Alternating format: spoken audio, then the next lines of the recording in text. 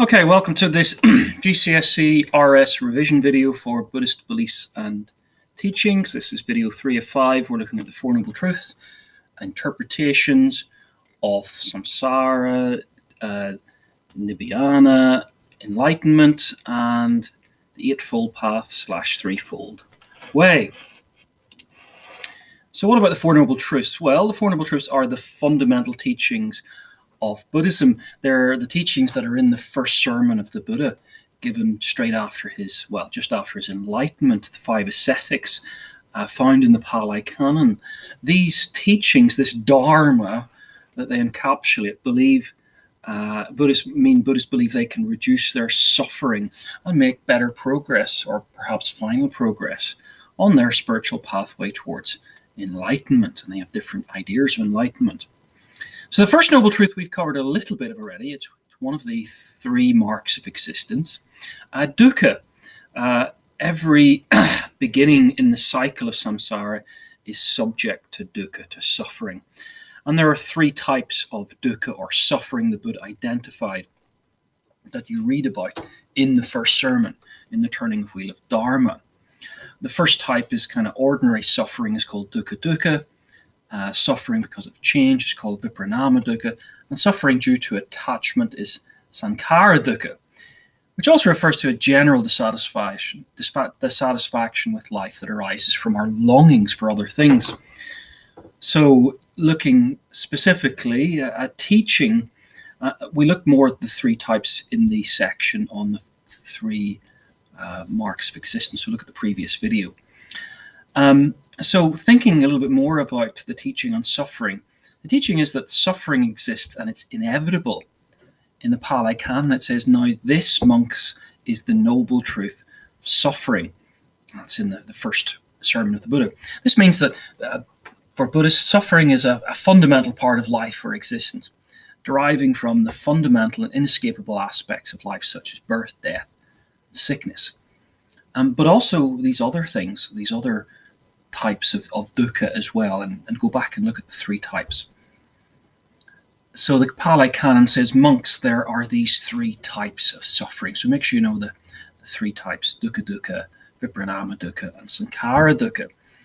This means that the Buddhists can understand the root of their suffering is that there is this pain through change, pain through existence. Ordinary pain because of change, pain because of existence. A Buddhist may put all of this into action in the eightfold path to overcome this dukkha. And suffering may encourage Buddhists today to examine why they're suffering. A Buddhist may consider the second noble truth in their lives, samyudaya, the origin. What is the origin of my suffering? And try to overcome it. They might desire less material possessions, overcoming greed, or be less envious of others, overcoming jealousy, and others to do with hatred and ignorance. Suffering may encourage a Buddhist to overcome the effects and the roots of suffering. A Buddhist may not only try to overcome suffering through spiritual practice, but they might put it into action, the eightfold path, but meditation and so on. But they might also respond practically, giving and donating to a charity like the Karuna Trust. What about the second noble truth, samyudaya, meaning the origin of suffering? The Buddha identified the causes of suffering were craving. A craving, a tanha is the Pali word, craving or tanha for things causes suffering because we cannot have them, or when inevitably they change or they end.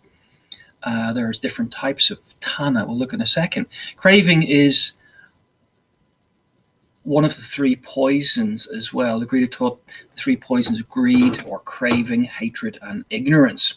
Remember, ignorance is the first of the 12 links of dependent origination, and is one of at the center of the wheel, things that drive the whole of samsara, life, death, and rebirth.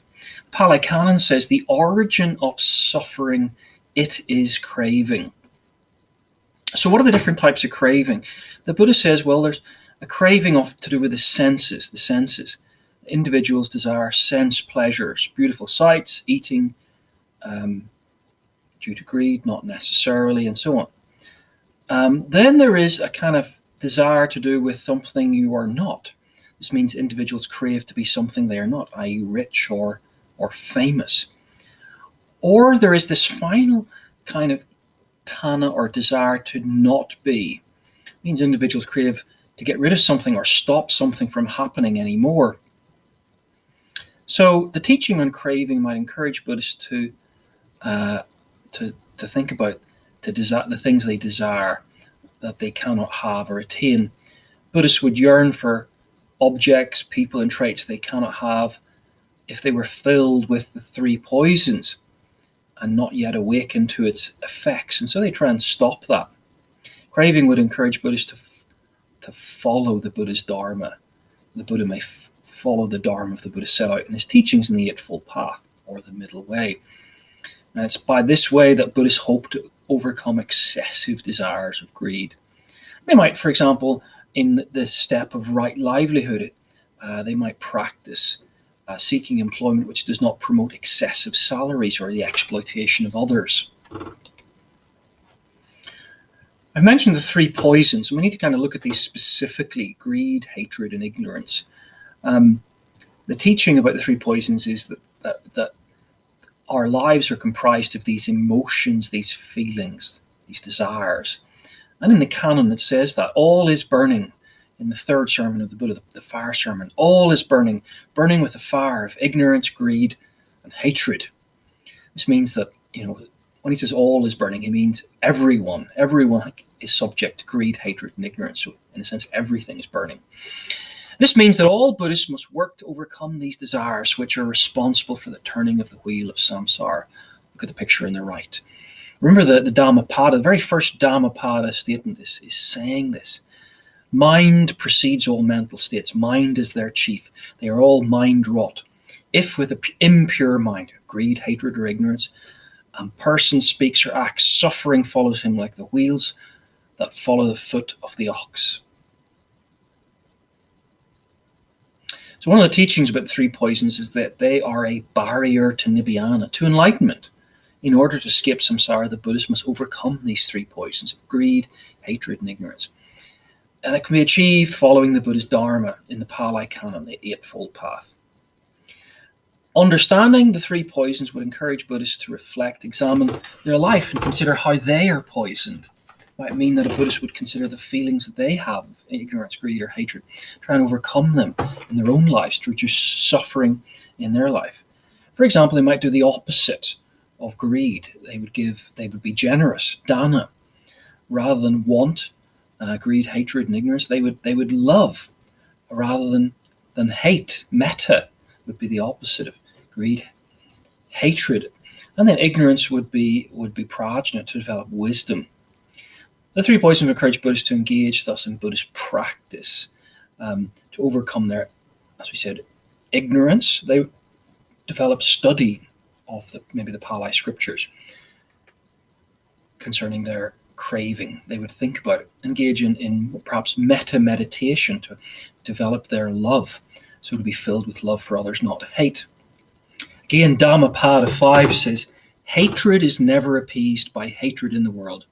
By non-hatred alone is hatred appeased. This is the law eternal. So you've got to develop non-hatred rather than cave into hatred. How do you do this? Through metta meditation, through loving kindness, practice of karuna or loving kindness, charitable stuff. So back to the Four Noble Truths. The third of the Four Noble Truths is Nirodha, which means the cessation or the end of suffering. And there can be one, says the Buddha, when you stop thinking and acting with craving. The Buddha said that a person completely removes the three poisons from their lives and perfects the Buddhist teaching, they can reach enlightenment and attain a state of nibbana. Nibbana literally means blowing out, to reach a state of perfect peace, become a cold one, where you as an individual experience liberation from the cycle of birth, death, and rebirth. Now, what is enlightenment? Well, most basically, although it's contested, and we'll think about that in a minute, it means wisdom or understanding, enabling clarity of perception. And this allows a Buddhist to be freed from the cycle of rebirth. So the third noble truth teaches there can be an end to suffering. And the Buddha taught that this would be achieved through one's own actions and efforts, at least Theravada claim. One teaching about Nirvana is the ending of craving, greed, and hatred and ignorance, supported by the Pali Canon, which says, again in the first sermon, Nirvana, the cessation of suffering, the cessation of craving, the freedom from it. That's a great quote. Nirvana, cessation of suffering, cessation of craving, the freedom from it. And so for Buddhists, the ultimate goal of their faith is this ending, this cessation of rebirth, and this escape from samsara. Now, Nirvana has two types. In the Pali Canon, we are taught to kind of consider these. Nirvana in this life, and Nirvana with remainder, so you've still got the skandhas, the parts of a person. And then so that's Nirvana, and then pari-Nirvana, which means after death or without remainder. Pari-Nirvana. Now the concept of Nirvana is a difficult concept. One scholar, Kush, says the notion of Nirvana has to be experienced. Nobody can tell you about it. You have to experience it for yourself. I've often done in the area a parable of the bells, which is all about nobody can tell you the answer. You have to experience it for yourself. Or trying to describe colors to a blind person or dry land to a fish. These analogies are used to say that it's ineffable. It's beyond description. And yet Buddhists describe it. Now, Buddhists of different stripes, Theravada and Mahayana, have slightly different understandings of Nibbana or Nirvana. And that have its roots in different understanding of all of the Four Noble Truths. All Buddhists believe in dukkha. Theravada tend to focus on the physical pain of old age, sickness, and death as part of our samsaric experience. Whereas Mahayana believe dukkha they just accept it as the lot of the bodhisattva who commits to rebirth, each level, each plane, each realm of pain. Theravada claims we are reborn in samsara, a place of pain because of our craving for sensual things, for becoming and disbecoming, are the three types. But in Mahayana, the cause of dukkha, of pain, it's caused by dualistic thinking. You think there is a place called Nibbana to get to. You don't believe you're already there. You don't realize that Buddha is in all of us. Buddha is all, and that there's a transcendent Buddha we can pray to, and that we too can become Buddha or bodhisattvas. Theravada, the goal is Nibbana in this life, so awakenment like the Buddha, and pari-Nibbana in the afterlife, Nibbana without remainder. So you aim to be a Bodhi or an awakened one in life and reach Nibbana at death. So by renunciation, following the 4 stages of the Arhat path, to become a worthy one. Theravada believe this is what the Buddha taught, and that there are 2 types. As we said, Nibbana without remainder, with remainder, just Nibbana in life. And the Buddha realizes Nibbana during life, both in mind and heart. It's a religious experience, like the Buddha who achieved Nibbana at the end of his night of enlightenment. The physical body remains, but the 3 poisons have been destroyed, or better, extinguished. Although the Buddha is still alive and will continue to feel pain and suffering physically and mentally, they will be unaffected. They have reached the different stage of consciousness. And then there's pari-Nibbana, Nibbana without remainder. This is when a Buddhist experiences what typically is known as death. The mind, the heart, the body have all achieved Nibbana. They escape the cycle of rebirth. What form this takes, the Buddha refused to answer. It's one of the 14 unanswerable questions. It just is. In Mahayana, this is thought of as, although the lesser form of enlightenment. They believe there's a greater form of enlightenment, which is to realize that getting somewhere after death is called Nibbana, is a false hope. Nibbana is already within all of us. Nagarjuna said, since everything is empty, sunyata, then Nibbana and samsara are the same thing. Enlightenment is rather a vow as a bodhisattva to become compassionate and return to every realm of pain to help others. So lastly, the last of the Noble Truths, Magga, the 4th Noble Truth, meaning the middle way, or just the way to wisdom. And it's a form of mental training. It's practices, a set of practices about that include the way of morality and the way of wisdom. 8 stages to be practiced simultaneously as much as possible. The Buddha taught that this path, or these paths, these practices to reach enlightenment will develop the perfect threefold way of ethics, or sila, wisdom, panna, and medicine, samanthika. These are, in a sense, the higher, even higher paths, as it were. He said Buddhists could achieve this by practicing this middle way between extremes. And all of this can be done as a middle way, in particular by following the 8 aspects. Now, the threefold way, thus, then, is ethics, sila, morality, moral conduct, meditation, so samadhi means meditation, the spiritual experience of leading to the highest form of consciousness, and then finally, panna, or prajna, insight into the true nature of reality. Certainly that's how Theravada would understand that. Well, which reality, which teaching you would have insight into. So the Eightfold Path would encourage Buddhists to have the right livelihood, for example. One of the 1, 2, 3, 4, 5, number for the 5th step is right livelihood. Having the right career, choosing a career that holds the principle of ahimsa, the first of the 5 precepts under right action, and doesn't contradict other Buddhist teachings, really key. The Eightfold Path would encourage Buddhists to have right concentration. In other words, meditation, to display developmental concentration and focus when performing meditation.